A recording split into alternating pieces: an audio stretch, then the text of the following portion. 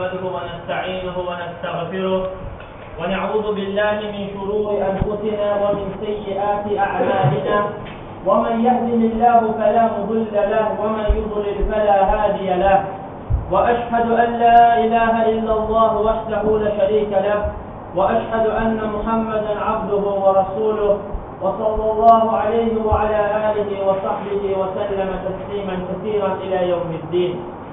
يا أيها الذين آمنوا اتقوا الله حق تقاته ولا تموتن إلا وأنتم مسلمون. يا أيها الناس اتقوا ربكم الذي خلقكم من نفس واحدة وخلق منها زوجها وبث منهما رجالا كثيرا ونساء واتقوا الله الذي تساءلون به والأرحام إن الله كان عليكم رقيبا. يا أيها الذين آمنوا اتقوا الله قولوا قولا سديدا يصلح لكم أعمالكم ويغفر لكم ذنوبكم ومن يطع الله ورسوله فقد فاز فوزا عظيما. أما بعد فإن أصدق الكلام كلام الله وخير الهدي هدي محمد صلى الله عليه وسلم وشر الأمور محدثاتها فإن كل محدثة بدعة وكل بدعة ضلالة وكل ضلالة في النار. Aziz ve muhterem Müslümanlar, en birinci özümü, sonra sizleri təqvalı olmağa ve Allah'tan qorxmağa çağırıram. Həqiqətən də təqva, yəni Allah'tan qorxmaq, bütün dünya ve ahiret seyirlərini atarıdır. Məhz bu təqva səbəbilə kul özünü islah edir. Allah'ın ve onun Resulü Muhammed sallallahu aleyhi ve sellemin her hansı emri geldikdə ona dərhal baş əyir və itaət edir.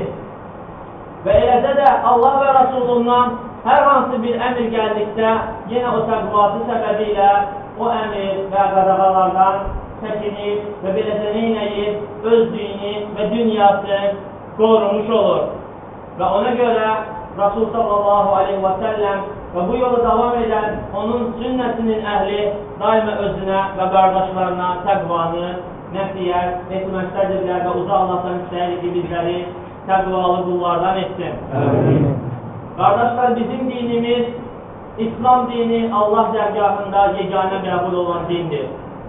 Həmçinin İslam dini en fəzilətli dindir ve en kamil dindir ve eləcə də en asan dindir. Ve uca Allah bu dini başka dinlere nispeten asanlaştırmıştır. Nedir ki uca Allah buyurur ki yuridullahu bikumul yusra ve la yuridu bikumul usra. De ki hakikaten de Allah sizin için çetinlik değildir, asanlık istəyir. Ve bazı şeyler evvelki şeriatlerde, bizden evvelki şeriatlerde görsen bizim şeriatımız da onu ikrar edip İslam dininde saklamıştır. Lakin buna bakmayarak görürsen ki bizim din onu asazlaştırmıştır. Yani onun bazı keyfiyet formaları değişmiştir. Ama bakmayarak ibadet eder, hemin ibadet olarak da kalmıştır. Bunlardan en əzəmətlilerinden biri odur ki Allah'ın kuluna tövbəni minnət etmesi. Yani uca Allah öz kullarına tövbe fırsatı vermesi. Bakmayaraq bu bizden evvelki ümmetlere de verilmiştir. Ancak onların tövbesi biraz çətin idi. Biraz yok, bizim ettiğimiz tövbeye bakanda daha çok çətin idi. Dedi ki uca Allah Kur'an-ı Kerim'de Bakara suresinde onların tövbesini vəsf buyurur ki ve onlara tövbe olarak deyir ki birinizi öldürün. Böylece birinizi öldürün, bu sizin için daha hayırlıdır. Ancak bizim dinimizde tövbe necədir? Bizim dinimizde tövbe çok asansdır. Bazı şərtlər koymuştur ona şəriətimiz. Həmin o ibadətə bazı şərtlər koymuştur ki Allah dərgahında qəbul olsun.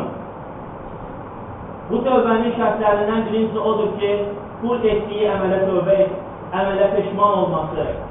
Etdiyi əmələ peşman olması. Və həmçinin növbəti şərtlərlə o ki o əməli tərk etməsi. Artıq o əməli tərk edib ondan uzaqlaşması. Və həmçinin sonra odur ki bir daha o əmələ qayıtmaması. Və əgər bu günah kul ilə Allah arasında olan günahdırsa, yəni bunun etdiyi bu tövbə özü ilə Rəbbi arasında olan bir günaha görədirsə Yox, əgər qul digər bir qulun haqqına girmişsə, artıq burada tövbəyə növbəti bir şərt də qoşulur.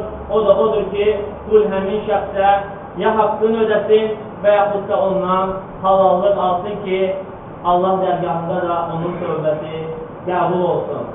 Və həmçinin qardaşlar, şəriətdə bilirsiniz ki, şəriətimizdə hökmlər vardır. Vacib kimi, haram kimi, müstəhəb kimi və s. Və bu ibadətin də özünün hökmü vardır. Necə ki, alimlər bəyan etmişlər. Və alimlər hamısı deyirlər ki, tövbə etmək qulun üzərinə vacibdir. Əgər bir kəs günah etdikdən sonra artıq tövbə etmək onun üzərinə vacibdir. İnsan əgər o günaha görə tövbə etmirsə, artıq növbəti bir günaha girmiş olur. Əgər o qul etdiyi əmələ görə tövbə etmirsə, Rəbbinə tərəf dönmürsə, artıq bu günah üzərinə növbəti bir günahdır. O ki, qaldı ki, bunun vacib olmasına Quran-ı Kərimdə Uca Allahın mübarək kəlamlarından dəlillər.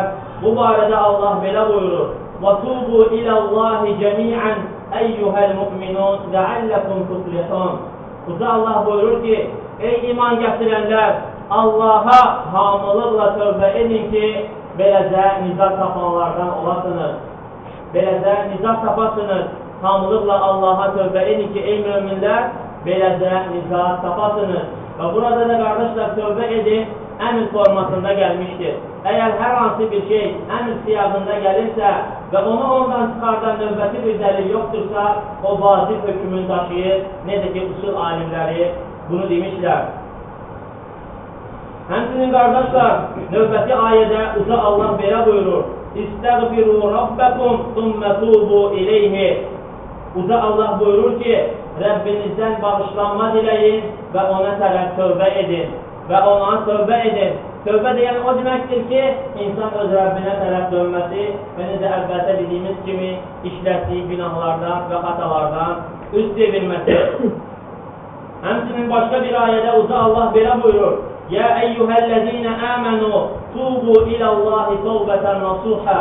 Uca Allah buyurur ki, ey iman gətirənlər, Allaha nasuh bir tövbə edin.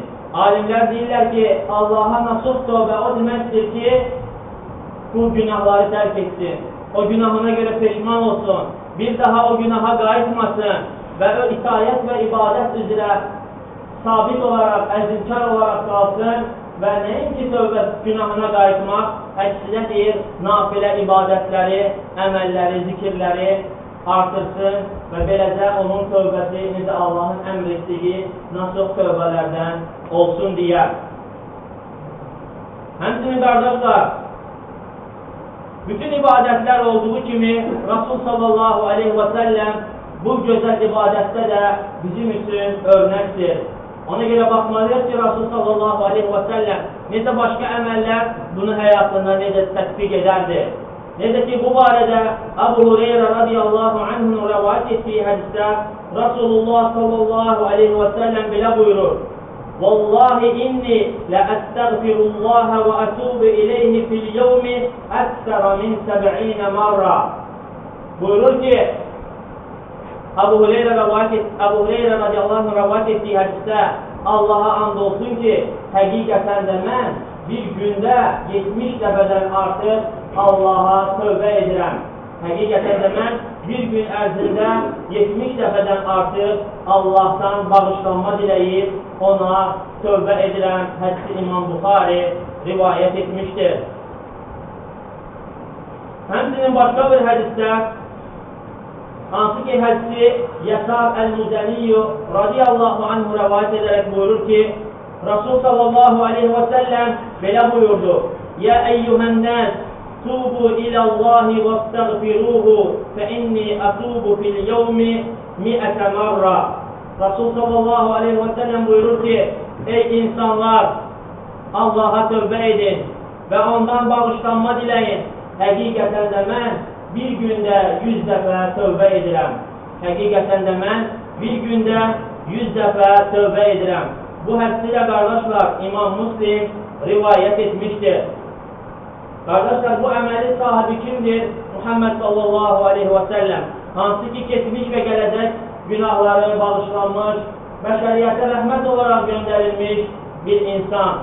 əgər bu, həmin bu ibadəti öz həyatında belə israrlı olaraq tətbiq edirsə və onu çoxaldırsa, ondan sonra gələn insanlar daha ehtiyaclıdırlar ki, bu əmələ sarılsınlar və bunu öz günlərində çoxaltsınlar. Növbəti bir hədisdə Ənəs bin Məlik radiyallahu anhu rəvayət edərək buyurur ki, Allahu əfrahu bi təvbəti abdihi min əhədikum səqata alə bə'irihi və qad ədallahu fi ardı fələ. Rasul sallallahu aleyhi və səlləm buyurur ki, Buxar və Müslim rəvayət etdiyi hədisdə, həqiqətən də Allah sizlərdən birinin tövbə etdiyi zaman sizlərdən birinin tövbəsinə olan sevinci, sizlərdən birinin uçsuz bucaqsız bir səhrada dəvəsini itirdikdən sonra onu tapdığına olan sevincdən daha çoxdur. Həqiqətən də Allah qulların birinin tövbə etməsinə sizlərdən birinin öz uçsuz bucaqsız səhrada dəvəsini itirdikdən sonra onu tapdığına olan sevincindən daha çoxdur. Bu hədis İmam Müslim'in siyahında isə biraz daha uzun və genişdir. Və Rasul sallallahu aleyhi və səlləm buyurur ki, öz sahabələrinə danışaraq, deyir ki, bir nəfər səhrada ikən öz dəvəsini itirir, hansı ki, bütün azuqəsi də o dəvənin üzərində idi. Hansı ki, uçsuz bucaqsız səhra və deyir ki, o bundan tam ümidin üzür.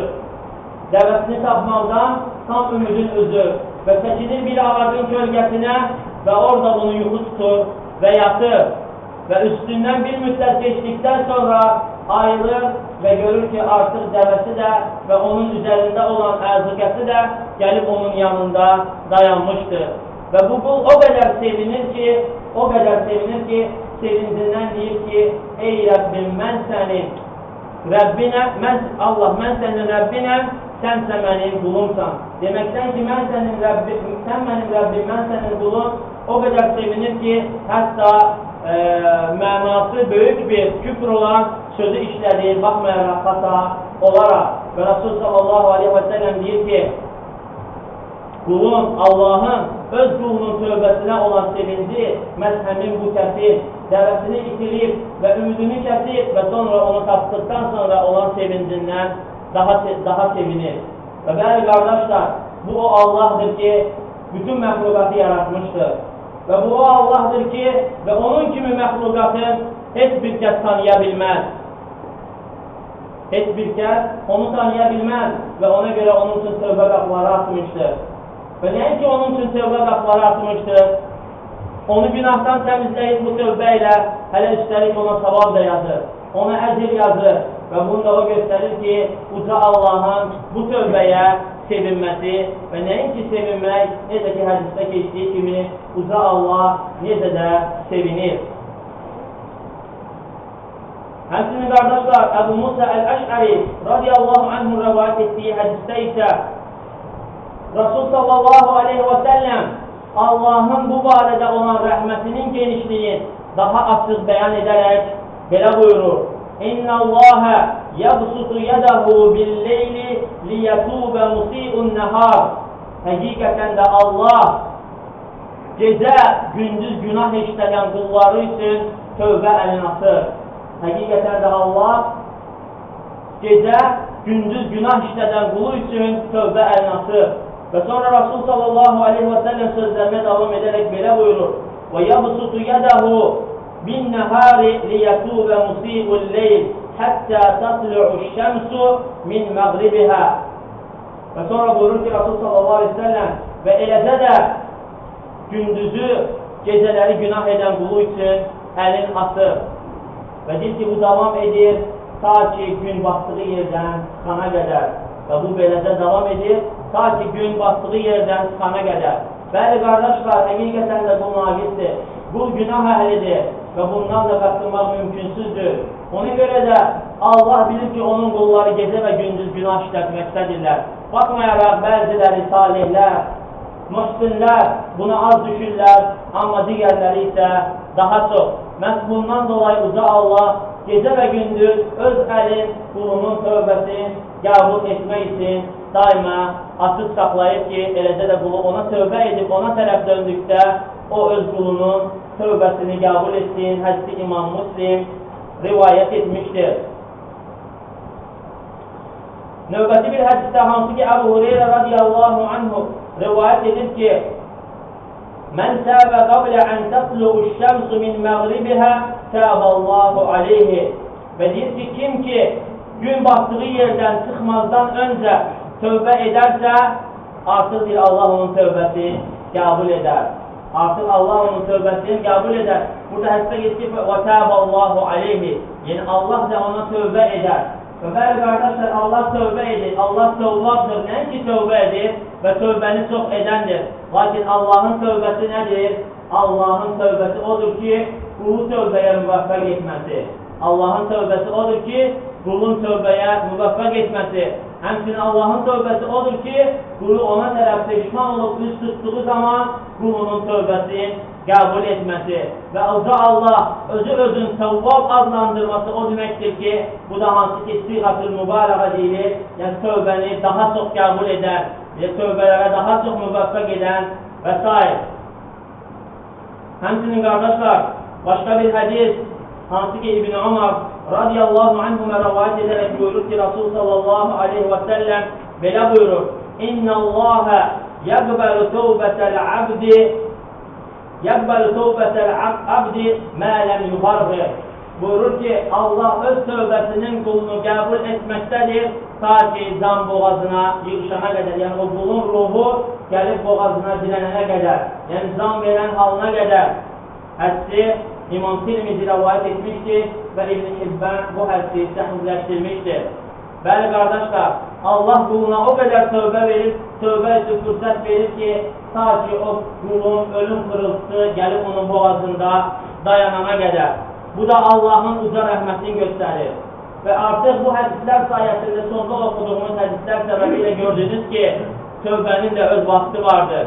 Müəyyən bir vaxt qoymuşdur şəriyyətimiz tövbənin qəbul olmasına. O da nədir? Günəşin batdığı yerdən çıxması, necə bildiyiniz kimi artıq qiyamətin ən son əlamətlərindəndir ki, günəş məğribdən çıxacaqdır. Günəş məğribdən çıxacaqdır. Və bu zaman artıq hər bir kəs iman gətirəcək. Hər bir kəs tövbə etmək istəyəcək. Lakin uca Allah isə artıq o zaman tövbələri qəbul etməyəcək. Və eləcə də bu dünyada günahlar işlədir və özü nəfsin ağladır. Özü arxayınlaşdırır ki, bir gün tövbə edərəm. Ancaq o yazıq qul unudur ki, bilmir ki, ona ölüm pırıltısı nə vaxt gələcəkdir. Çünki heç kəs ölümün ona nə zaman gələcəyini, nə zaman yetişəcəyini bilmir. Və ölüm də bilirsiniz, nə bir an gecikdirir, nə bir an qabağa çəkilir. Və ona görə qul daima etdiyi günahdan dolayı tövbə eləməlidir. Və əgər o qul ki, ümumiyyətlə ibadətdən, itaətdən uzaqdır, ümumiyyətlə günahlar içində batır gedir və o daha çox ehtiyatlı olsun, daha çox özün ayıtsın, öz Rəbbinə tərəf üst tutsun, peşman olsun, İslam neymətini dərk etsin, bunun fəzilətini anlasın və özün bu neymətlə neymətlənməsi üçün Allaha tərəf döndərsin, Allaha tərəf üst tutsun, onun dininə tərəf yönəlsin və bilsin ki, məhz nizat yalnız və yalnız uca Allahın dinindədir, başqa heç bir şeydə deyil. Baxmayaraq o kəslər müəyyən dünya malına, vəzifələrə və sair şeylərə nail olsalar da və həqiqətən də həqiqi xoşbəxtlik Allaha tərəf tövbə etmək, ona tərəf dönməkdədir və uca Allahdan istəyirik ki, bizləri və bütün xalqımızı tövbə neyməti ilə neymətləndirsin və bizləri tövbəkar qullarından etsin. Allahdan istəyirik ki, daima bizləri tövbəyə müvəffəq etsin və bizim tövbələrimizi qəbul etsin. Aqulu mə təsmə'un, əstəğfirullahi li və ləkum. Bismillah və salatu və selamu alə Rasulillah.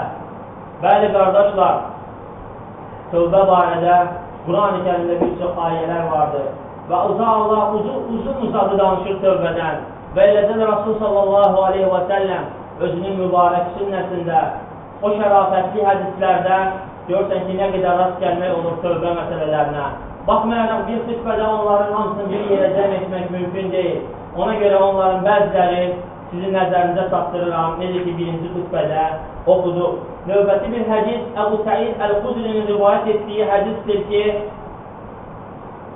buyurur ki, Rasul sallallahu aleyhi və səlləm əvvəlki ümmətlərdən bir kəsin halı barədə xəbər verir.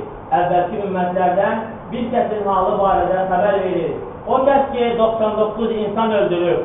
O kəs ki, 99 nəfs öldürür, zana qıyır və artıq onun qəlbinə hidayət nuru enir. İstəyir ki, tövbə etsin, peşman olsun.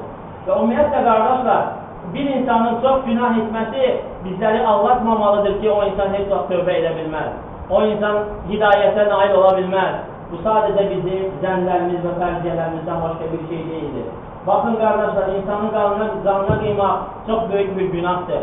Və bu 1, 2, 3, 15 deyil, 99 kəsi öldürür və artıq qəlbinə hidayət nuru enir. Və Rasul sallallahu aleyhi və səlləm buyurur ki, artıq istəyir ki, tövbə etsin və soruşur ki, yeryüzündə ən bilikli insan hansıdırsa, məni ona tərəf yönəldir və onu bir rahibə tərəf yönəldirlər. Bir rahibə tərəf yönəldirlər, abidə tərəf, yəni çoxlu ibadət edən bir kəs və gedir onun yanına. Deyir ki, mənim halım belədir, 99 insan öldürmüşəm və artıq tövbə etmək istəyirəm, mənim halım necədir? Deyir ki, Allah heç vaxt bu günah sahibini bağışlamaz. Və həmin kəs qəzəblənir, onu da öldürür və artıq sayı 100-ə çatdırır. Ancaq buna baxmayaraq, yenə də onun qəlbinə peşmançılıq gəlir. Yenə də tövbə etmək istəyi onun qəlbinə dolur. Və Rasul sallallahu aleyhi və səlləm buyurur ki, yenə soruşur ki, məni yeryüzündə ən elmli insana tərəf yönəldir. Və deyir ki, onu bir alimə tərəf yönəldirlər və gəlir alimin yanına. Deyir ki, mən 100 kəs öldürmüşəm, 100 nəfs öldürmüşəm. Mən tövbə edə bilərəmmi? Alim deyir ki, məyər tövbə ilə, məyər Allah ilə qul arasına nəsə bilə bilərmi? Qulun tövbəsi arasında nəsə ola bilərmi? Və baxın, qardaşlar, hədisdə necə əzəmətli bir fayda var. Hədisi davam etməmizdən öncə onu nəzərinizə çatdırmaq istəyirəm. Baxın, abidlə alim arasında olan fərqə. Ona görə, qardaşlar, heç kimin ibadətinə aldanmaq lazım deyil. Heç kimin ibadəti ilə, itaati ilə, o cür aparması ilə elə zənn etmək lazım deyil ki, bu kəs elm əhlidir. Əsla, ibadət öz yerində, ancaq elm isə başqa bir şeydir. Və baxmayaraq bunlar ikisi də mütləqdir ki, bir qulda və o qulda alimdirsə və yaxud elm əhlidirsə, sözsüz ki, bu şey ikisi də o insanda özünə yer almalıdır. Həm elmi və həm də onunla olan əməli. Ancaq yox, əgər bir kəsdə ibadət varsa, əməl varsa, ancaq elmi adi sıradan olan bir insanlar kimidirsə, onun ibadətinə aldanmaq lazım deyildir. Amma onu yönəldəndə ki, alimin yanına, baxın, alimlə abidin cavabının arasında nə qədər böyük fərq var. Abidin cavabı səbəbilə götürdü təzdən onun özünü də öldürdü.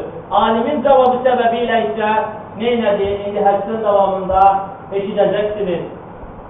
Buyurur ki, Rasul sallallahu aleyhi və səlləm, bu cavabdan sonra alim öz sözlərinə belə davam etdi. Dedi ki, tövbə et. Və bir kənd var ki, onun əhli salih insanlardır. Allaha ibadət edirlər və sən bu kəndi, öz vilayətini, yəni içində o günahlar işlətdiyin o cəmaatı tərk et və üst tut həmin kəndə və onlarla bir yerdə Allaha ibadət et. Və onlarla bir yerdə Allaha ibadət et. Və həmin kəs də bu cavabdan qani olaraq artıq birbaşa həmin kəndə tərəf üst tutur. Və beləcə, qardaşlar, bilin ki, günahı tərk etmək kifayət deyildir. İnsan günahı tərk etməklə yanaşı, o günahın əhlini də tərk etməlidir. Neçə qardaşlarımız olur ki, gəliblər bizimlə uzun müddət namaz qılıblar, çiyin-çiyinə oruç tutublar, elm dərslərində oturublar, zikir məclislərində oturublar. Ancaq buna baxmayaraq, öz köhnə dostların görəndə, öz iradələri ilə bacara bilməyirlər.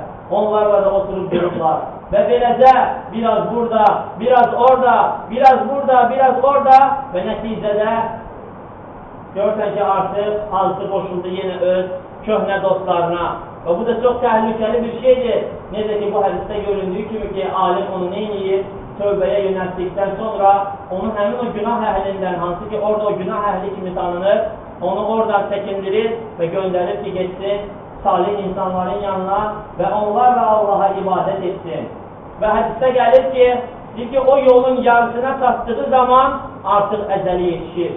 Yolun yarısına çatdığı zaman artıq əcəli yetişir. Və bilirsiniz ki, qardaşlar, var rəhmət mələkləri, var əzab mələkləri və uca Allah mələkləri cürbəcür vəzifələrlə vəzifələndirmişdir. Və onların bəzilərinin də vəzifəsi odur ki, rəhmət olaraq salih insanların ruhunu qəbz etsinlər və bəziləri isə kafirlərin ruhunu əzabla qəbz etsinlər. Və bu zaman artıq iki tayfa gəlir mələklər, rəhmət mələkləri və əzab mələkləri və artıq mübahisə edirlər. Bəziləri deyir ki, xeyr, bu insan günahkar insandır, zalim insandır və bunun ruhunu da biz qəbz edəcək, yəni əzab mələkləri. Rəhmət mələkləri də deyir ki, xeyr, artıq o tövbə etmişdir və salih insanlara tərəf hicrət etməkdədir, onun ruhunu biz alacağız. Bu zaman uca Allah insan simasında bir mələk göndərir ki, onların arasında hökm versin və o beləcə hökm verir. Deyir ki, ölsün bunun məsafəsin, bununla o günah işlətdiyi yerin məsafəsin və üst tutub geləcəyi salih insanların kəndinin məsafəsin. Və beləcə də yaxın gəlir salih insanlara tələf olan məsafə və beləcə onun ruhun rəhmət mələkləri qəbz edir. Hədisin başqa rivayətlərində gəlir ki, uca Allah onun cəsədin bir qarış yaxınlaşdırır həmin o salih kəndə tərəf. Çünki hədisdə nədir deyilir ki, yolun yarısına çatanda onun əcəli yetişir. Allah onu bir qarış yaxınlaşdırır salih insanlara tərəf və beləcə də ölçdükdə görürlər ki, artıq salihlərə tərəf yaxındır və beləcə də onun ruhun rəhmət mələkləri qəbz edir. Hədisi Buxari və Müslim rivayət etmişdir. Həmçinin qardaşlar növbəti bir hədisdə, hansı ki Umran ibn Hüseyin radiyallahu anhümə rivayət edərək buyurur ki, bir dəfə bir qadın zina edir. Bir dəfə bir qadın zina edir və gəlir ki, ey Allahın Rasulü, artıq mən həddə isabət etmişəm. Mənim üzərimə həddi tətbiq et. Rasul sallallahu aleyhi ve sellem soruşur ki, neynəmsən? Və deyir ki, zina etmişəm. Və Rasul sallallahu aleyhi ve sellem öz ümmətinə olan rəhmətindən və şəxsiyyətindən çağırır bunun diyərlərin, valilərin və deyir ki, gedin buna yaxşı baxın, ta ki uşağı doğana qədər. Gedin buna yaxşı baxın, ta ki uşağı doğana qədər, çünki artıq hamilə idi. Və gedir, uşağı olur və yenidən qayıdır. Baxın, qadında olan əzimkarlığa, tövbəyə və yenidən qayıdır. Deyir ki, ey Allahın Rasulü, həddi üzərimə tətbiq et, məni təmizlə. Ey Allahın Rasulü, məni təmizlə. Və Rasul sallallahu aleyhi və səlləm onu bağlatdırır və daş qalağı əmr edir və onu ölüncəyə qədər daş qalaq edirlər və sonra qalxır onun cənazəsinə. Qalxır onun cənazəsinə. Bu zaman Amar ibn Xattab radiyallahu anh buyurur ki, ey Allahın Rasulü, zinankar qadına mı cənazə qılırsan? Artıq o zina etmişdir. Və Rasul sallallahu aleyhi və səlləm buyurur ki, ey Amar, o elə bir tövbə etmişdir ki, elə bir tövbə deyir ki, sən o qadın barədə nə deyə bilərsən ki, o özü gəlir təmizləməyə. Özü gəlir təmizləməyə və deyir ki, o elə bir tövbə etmişdir ki, onun tövbəsin 70 Mədinə sakininə indirsəydik, onlara bəs edərdi. 70 Mədinə əhlinə indirsəydik, ona bəs edərdi. Başqa bir rivayətlərdə gəlir ki, başqa hədislərdə deyir ki, onun tövbəsi vergi yığanlara tərəf yönəldilsəydi, onlara kifayət edərdi. Yəni, baxın, o qadın necə də gözəl bir şəkildə öz Rəbbinə tövbə etmişdir və əzm göstərmişdir və bu da həmin qadının fəzilətini göstərməkdədir. Bu hədisi də İmam Müslim rivayət etmişdir. Həmçinin qardaşlar, tövbə elə bir şeydir ki, Allaha tərəf dönmək elə bir şeydir ki, keçmişdə olan bütün günahları silir, keçmişdə olan bütün günahları bağışlanır və hətta o insan cənnətdə bu dünyada düşmən kəsildiyi insanla birlikdə olur. Necə ki, bu barədə Abu Hureyre radiyallahu anh'ın rəvayət etdiyi hədisdə Rasul sallallahu aleyhi və səlləm belə buyurur. Yədhəqullahu ilə rəculeyni yəqtülü əhəduhumə əl-əxar yədxuləni əl-cənnə. Deyir ki, uca Allah, Rasul sallallahu aleyhi və səlləm buyurur ki, uca Allah iki kişiyə gülür. Hansı ki, onlardan biri digərini öldürmüşdür və ikisi də cənnətə girdi. Və sonra belə buyurur.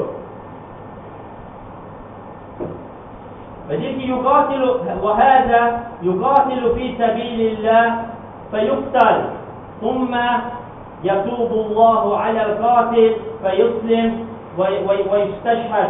وَيُسْتَشْهَدْ Hədsi Buxari və Müslim rəvayət etmişdir. Və deyir ki, bu kəs Allah yolunda vuruşub öldürülmüşdür. Və sonra Allah onu öldürəni də tövbəyə müvəffəq edir. Və sonra Allah onu öldürəni də tövbəyə müvəffəq edir. Və beləcə o İslamı qəbul edir, tövbə edir və hər ikisi cənnətə daxil olurlar. Və beləcə baxın, uca Allah bunların əməllərinə sevinir və gülür. Həmçinin qardaşlar, görsən ki, insan tövbə edir və yenə o günaha qayıdır. Tövbə edir, yenə o günaha qayıdır. Və bu davam edir və artıq şeytan da gəlir, həmin insanın avamlığından istifadə edərək deyir ki, artıq sənin tövbə yoxdur. Və sahabələr bu barədə Rasul sallallahu aleyhi və səlləmdən soruşurlar ki, ya Rasulallah, bizlərdən bəziləri tövbə edir, sonra günaha qayıdır. Sonra neynəsin? Rasul sallallahu aleyhi və səlləm buyur ki, yenə də tövbə etsin. Deyir ki, ey Allahın Rasulü, bəs sonra yenə qayıtsa günaha, yenə tövbə etsin. Deyir ki, ey Allahın Rasulü, bəs yenə qayıtsa necə, yenə tövbə etsin. Lə yəməllullahu həttə təməllu. Deyir ki, Allah siz usanmadıqsa sizin tövbələrinizi qəbul etməkdən usanan deyildir. Siz tövbə etməkdən usanmadıqsa Allah da sizin tövbələrinizi qəbul etməkdən usanan deyildir. Bəli qardaşlar, görün bizim necə Rəbbimiz var ki, hətta günah üzərində israr etdikdə belə yenə bizi tövbəyə müvəffəq edir. Bizim tövbələrimizi qəbul edir. Amma bu o demək deyil ki, insan arxayın olub günah üzrə getsin. Çünki insan bilmir ki, haqqən öləcək və həmçinin hətta ömrü uzansa belə insan o günahlarla onun qəlbinə qara ləkələr düşür. Onun qəlbinə qara ləkələr düşür, qara nöqtələr düşür və qardaşlar, günahın insanın qəlbində izi var. Baxmayaraq insan günaha tövbə etsə belə o günahın izi yenə də onun qəlbində qalır və həmin insan mümkün deyil ki, əvvəlki vəziyyətinə qalsın, əvvəlki kimi olsun. Hətta günahın nəinki insana, hətta məxluqata belə təsiri vardır. Necə ki, səhih bir hədisdə Rasul sallallahu aleyhi və səlləm buyurur ki, həmin bu qara daş süddən də ağ idi. Qulların etdiyi günahı səbəbilə artıq qaralıb bu vəziyyətə gəlmişdir. Və o ki, qaldı ki, insanın qəlbində günahın izi qalmasına bu barədə Peyğəmbərlər onların üzərinə Allahın salamı olsun. Necə ki, şəfayət hədisində bildiyiniz kimi, o zaman ki, qullar qiyamət günü haqq hesab üçün Allah şəfayəti axtaracaqlar ki, Allah haqq hesaba başlasın. Gedəcəklər Adəm əleyhissalamın yanına, İsa əleyhissalamın yanına və beləcə ta ki, Muhammed sallallahu aleyhi və səlləmin yanına və hamısı deyəcək ki, nəfsi, deyəcək ki, nəfsimiz və həmçin deyəcəklər ki, bu gün Allah elə qəzəblənmişdir ki, nə heç vaxt belə qəzəblənməmişdir, nə də bir daha belə qəzəblənməyəcək. Və qardaşlar, bilirsiniz ki, o Peyğəmbərlər öz günahlarından dolayı Allaha tövbə etmişlər və Allah da onların tövbəsini qəbul etmişdir. Adəm əleyhissalamdan, ondan sonraki Peyğəmbərlərə qədər. Ancaq buna baxmayaraq, onlar etdiyi xatalardan dolayı neynədilər? Şəfayət etməyə cürət etmədilər və sonunda bunu göndərdilər. Bu şəfayət məqamını göndərdilər. Həqiqətən də bütün Peyğəmbərlərin sultanı olan Muhammed sallallahu aleyhi və səlləmə tərəf. Və həmçinin qardaşlar, tövbə elə bir şeydir ki, dünyadan gələn sıxıntıları qarşısını alan bir şeydir. Əgər bir qövm, bir tayfa onlara tərəf bir müsibət, çətinlik, imtihanlar üst tutduğu zaman o insan neynəməlidir? Öz Rəbbinə tərəf üst tutmalıdır, ona tərəf dönməlidir və yalnız gələn bəlalar da, imtihanlar da yalnız bu səbəblə qalxar. Necə ki, Həsən əl-Bəsri, rahiməhullahu teala, ondan soruşulanda ki, Həccaz barədə və bilirsiniz ki, Həccaz da zalim hökümdarlardan olub. Əməvilərin xilafəti devrində valilərdən olub və bir neçə səhabənin boynun vurmağa əmr verir. Hələ başqa insanları demirik. Çox əzazil bir insan olub və bu barədə gəlib Həsən əl-Bəsriyə şikayət edirlər. Şikayət edirlər Həccəzdən və ona qarşı qalxmaq istəyirlər. Artıq səbirləri tükənir, Ancaq Həsən əl-Basri isə onlara necə cavab verir? Buyurur ki, həqiqətən də həzzat Allahın sizə olan uqubətidir. Uqubət də o deməkdir ki, qardaşlar, hər hansı bir günah, cinayət səbəbi ilə gələn cəzadır. Dedik ki, bu sizin etdikləriniz günahlardan dolayı Allahın sizə olan cəzasıdır. Dedik ki, Allahın uqubəti isə, cəzası isə qılıncla geri qaytarılmaz. Allahın cəzası isə qılıncla geri qaytarılmaz. Nə ilə geri qaytarılar? Tövbə ilə. Allaha dua etməklə, ona tərəf üst tutmaqla, onun qarşısında zəlilləşməklə, yalnız bütün bəlalar, imtihanlar həmin qövüm Allaha tərəf üst tutub, ona tövbə etdikdə, yalnız onların üzərindən qalxar. Və Allahdan istəyirik ki, bizləri nasuh tövbəyə müvaffaq etsin. Allahdan istəyirik ki, bizim üzərimizə gələn çətinlikləri, sıxıntıları bu tövbəmiz səbəbi ilə bizim üzerimizdən qaldırsın. Bizləri daima əminamanlıq, sabitlik və rahatlıq neyməti üzrə sabit qədəm etsin.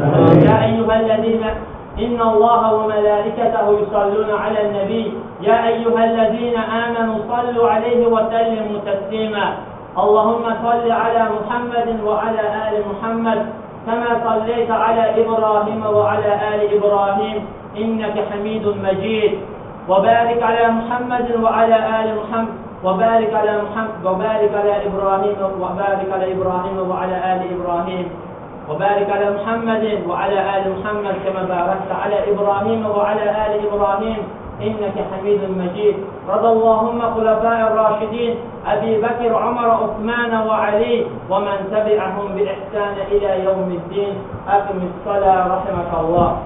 İxlasla.com saytı tərəfindən təqdim olundu.